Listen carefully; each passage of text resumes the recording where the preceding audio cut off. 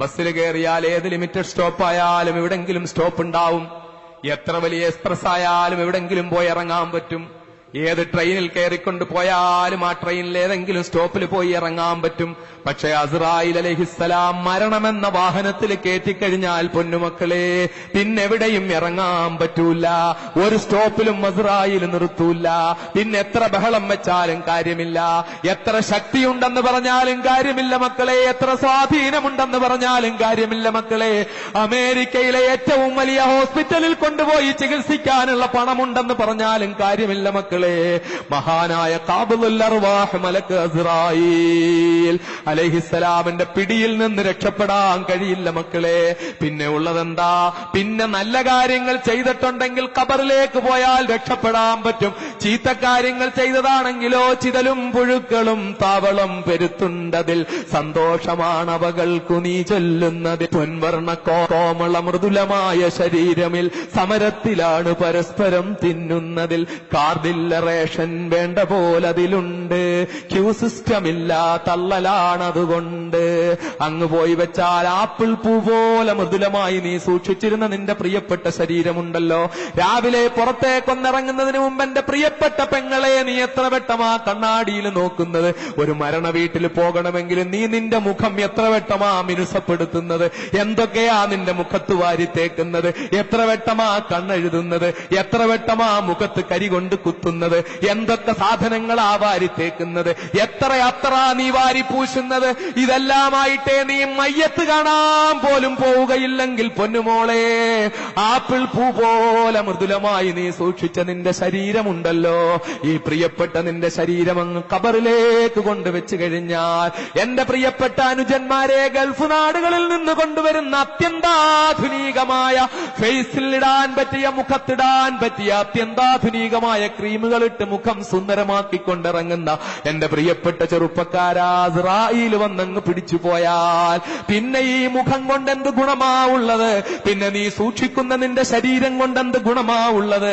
നീ വെയിൽ തട്ടാതെ കറുക്കാതെ സൂക്ഷിക്കുന്ന ഈ തൊലിയുണ്ടല്ലോ, അതെല്ലാം അങ്ങ് കൊണ്ടുവച്ചു കഴിഞ്ഞാൽ ചിതലും പുഴുക്കളും താവളം പെരുത്തുണ്ടതിൽ. നിന്റെ ശരീരം വന്നിട്ടിങ്ങനെ മത്സരിച്ച് മത്സരിച്ച് തിന്നലാണ്. അതിങ്ങനെ മത്സരിച്ച് യാതൊരു നിയന്ത്രണവുമില്ലാതെ ചിതലും പുഴുക്കളും വന്ന് കടിച്ചു കീറുകയാണ്.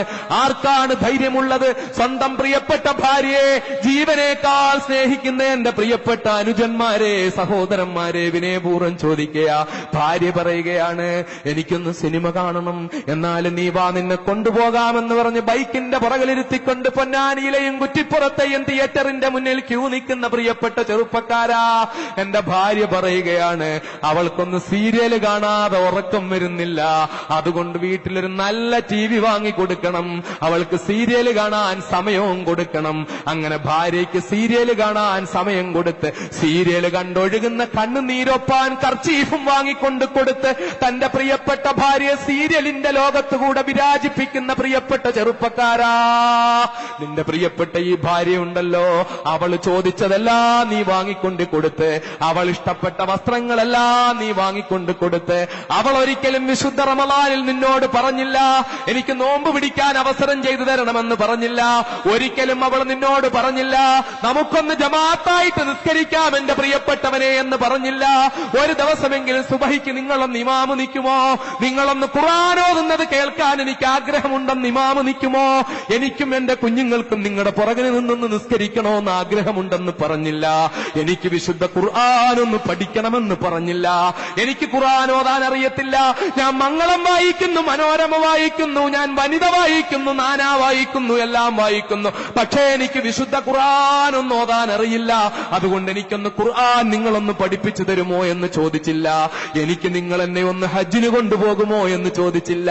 നമുക്കൊന്ന് ഹജ്ജിന് പോയിക്കൂടെ എന്ന് ചോദിച്ചില്ല. കാശുണ്ടായപ്പോൾ അവൾ പറഞ്ഞു നമുക്കൊരു നല്ല കാർ വാങ്ങാമെന്ന് പറഞ്ഞു. പക്ഷേ കാശുണ്ടായപ്പോൾ അവൾ പറഞ്ഞില്ല നമുക്കൊന്ന് ഹജ്ജിന് പോകാം പ്രിയപ്പെട്ടവനെ, നമുക്കൊന്ന് പോകാം, നമുക്ക് റസൂലുള്ളാഹിന്റെ തിരുമുന്നിലൊന്നെത്താം, നമുക്ക് ബീവി ഫാത്തിമയുടെ അടുക്കൽ അടുക്കലൊന്നെത്താം, നമുക്ക് ആയിഷയുടെ തിരുമുന്നിലൊന്നെത്താം, നമുക്ക് ഖദീജയുടെ ഖബറിടത്തിലൊന്ന് പോകാം, നമുക്ക് അള്ളാഹുവിന്റെ പ്രിയപ്പെട്ടവരെ പോയി കാണാമെന്ന് പറഞ്ഞില്ല. നിന്റെ പ്രിയപ്പെട്ടവളെ നിന്നോട് പറഞ്ഞു, നിനക്ക് നീ അവൾക്ക് നല്ല വണ്ടി വാങ്ങിക്കൊടുത്തു, നീ അവൾക്ക് നല്ല TV വാങ്ങിക്കൊടുത്തു, അവളുടെ ജീവിതം മൊത്തം നീ സന്തോഷത്തിലാക്കി കൊടുത്തു. അവള് പറഞ്ഞു, എനിക്ക് ഫുൾ കൈയിടാൻ പറ്റില്ല, പർദ്ദയിടാൻ പറ്റില്ല.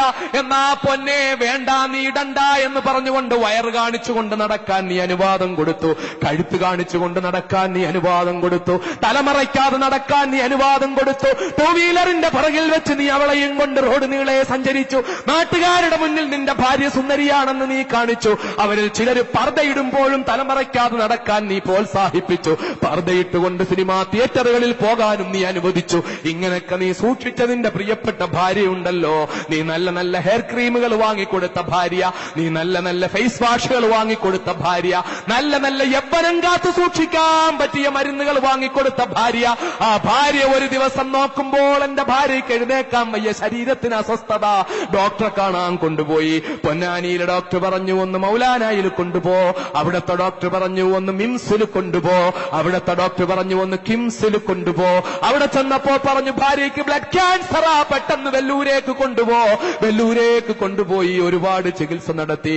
തന്റെ പ്രിയപ്പെട്ട ഭാര്യയുണ്ടല്ലോ, നീ സുന്ദരമായിട്ട് കൊടുത്ത നൈൽ പോളിഷ് കൊണ്ട് സൂക്ഷിച്ചിരുന്ന നഖം സൂക്ഷിച്ചിരുന്ന പ്രിയപ്പെട്ട ഭാര്യ, നീ വാങ്ങിക്കൊടുത്ത സാധനം കൊണ്ട് ചുണ്ടു ചുമപ്പിച്ചിരുന്ന ഭാര്യ, നീ വാങ്ങിക്കൊടുത്ത കൺമഷി കൊണ്ട് കണ്ണ് കറുപ്പിച്ചിരുന്ന ഭാര്യ, നീ കൊടുത്തിരുന്ന വസ്ത്രം കൊണ്ട് ശരീരം മറയാതെ വസ്ത്രം ഉടുത്തു എന്ന് വരുത്തിയിരുന്ന ഭാര്യ, അവൾ മാരകമായ രോഗത്തിന് അടിമപ്പെട്ടങ്ങ് മരിച്ചുപോയി. അതല്ലെങ്കിലോ രോഗമൊന്നും വേണ്ട, ഒരു ദിവസം രാവിലെ നീ ചെന്ന് വിളിക്കുമ്പോൾ എഴുന്നേക്കുന്നില്ല, മരിച്ചുപോയി. എന്റെ പ്രിയപ്പെട്ടവനെ, നിന്റെ പ്രിയപ്പെട്ട ഭാര്യയുടെ മയ്യത്ത് കൊണ്ടുപോയി ഖബറിൽ വെച്ചിട്ട് ആ പ്രിയപ്പെട്ട ഭാര്യയുടെ മുന്നിൽ നിന്ന് നീ ഇങ്ങ് തിരിച്ചു പോന്നിട്ട് നിനക്കുറക്കം വരുന്നില്ല, നിനക്കുറക്കം വരുന്നില്ല. ഉറങ്ങാത്ത രാത്രികൾ 1 കഴിഞ്ഞു, 2 കഴിഞ്ഞു, 3 കഴിഞ്ഞു, 3-4 ദിവസം കഴിഞ്ഞപ്പോൾ നിനക്കൊരാഗ്രഹം, എനിക്കെന്റെ പൊന്നുമോളുടെ പ്രിയപ്പെട്ടവളെ, തന്റെ സർവസ്വവുമായിരുന്ന പ്രിയപ്പെട്ടവളുടെ മുഖമൊന്ന് കാണണമ്മ, കണ്ണൊന്ന് കാണണമ്മ, ചുണ്ടൊന്ന് കാണണം. അതൊന്ന് കാണാനുള്ള അദമ്യമായ ആഗ്രഹത്തോട് ആർക്കെങ്കിലും ധൈര്യമുണ്ടോ? പള്ളിക്കാട്ടിലേക്ക് പോകാൻ ധൈര്യമുണ്ടോ? ഖബറിന്റെ പുറത്തുനിന്ന് മണ്ണ് മാറ്റാൻ ധൈര്യമുണ്ടോ? ഖബറിന്റെ പുറത്തെ പലക മാറ്റാൻ ധൈര്യമുണ്ടോ? ആ വെള്ളത്തുണി കൊണ്ട് മൂടിയിരുന്ന ആ ശരീരം നീ ഒന്ന് നോക്കാനുള്ള ധൈര്യമുണ്ടോ? എന്നാൽ എന്റെ പ്രിയപ്പെട്ട സഹോദരാ, നിന്റെ പ്രിയപ്പെട്ട ഭാര്യയുടെ നീ വാങ്ങിക്കൊടുത്ത കൺമഷി കൊണ്ട് കറുപ്പിച്ചിരുന്ന കണ്ണ്, അവിടെ 2 ഗുഹയാണ് നിനക്ക് കാണാൻ കഴിയുക. നീ കൊടുത്ത സാധനം കൊണ്ട് ചുവപ്പിച്ചിരുന്ന ചുണ്ട്, അവിടെയെല്ലാം പല്ലുകൾ തള്ളി നിൽക്കുന്നതാ നിനക്ക് കാണാൻ കഴിയുക. കാതുകൾ ചെതലുകൾ കടിച്ചു നിന്നിട്ട് അവിടെ വികൃതമായിരിക്കുന്നതാ നിനക്ക് കാണാൻ കഴിയുക. കാർഡില്ല റേഷൻ വേണ്ട പോലെ അതിലുണ്ട്, ക്യൂ സിസ്റ്റം ഇല്ല, തള്ളലാണതുകൊണ്ട്. അവിടെ ആരും നിയന്ത്രിക്കാനില്ലാത്ത, അവിടെ APL BPL വ്യത്യാസമില്ലാത്ത, കാർഡ് വേണ്ടാതെ ക്യൂ ഇല്ലാതെ നിന്നിട്ട് ഇങ്ങനെ തിന്നുകയാണ്. ചിതലും പുഴുക്കളും ഇങ്ങനെ കടിച്ച് കടിച്ച് കടിച്ച് പറിച്ച് തിന്നുകയാണ്. ആ ഖബറിന്റെ ഭീകരതയിൽ രക്ഷപ്പെടാൻ കഴിയണം മക്കളെ. വാപ്പായെ കൊണ്ട് ഖബറിലടക്കിയിട്ട്, ഉമ്മായെ കൊണ്ട് ഖബറിലടക്കിയിട്ട്, വിലപിടിപ്പുള്ള വാഹനത്തിൽ, വിലപിടിപ്പുള്ള കാറിൽ ഖബറിന്റെ മുമ്പിലൂടെ ചീറിപ്പാഞ്ഞു പോകുമ്പോൾ ഒന്ന് നിർത്തി ഒരു അസ്സലാമു അലൈക്കും പോലും നിന്റെ വാപ്പാക്ക് പറയാതെ പോകുന്ന പ്രിയപ്പെട്ട മോനെ, നീയും നാളെ ഈ ഖബറിലേക്ക് പോകേണ്ടവനാ, നിന്റെ മക്കളും ഖബറിലേക്ക് പോകേണ്ടതാ.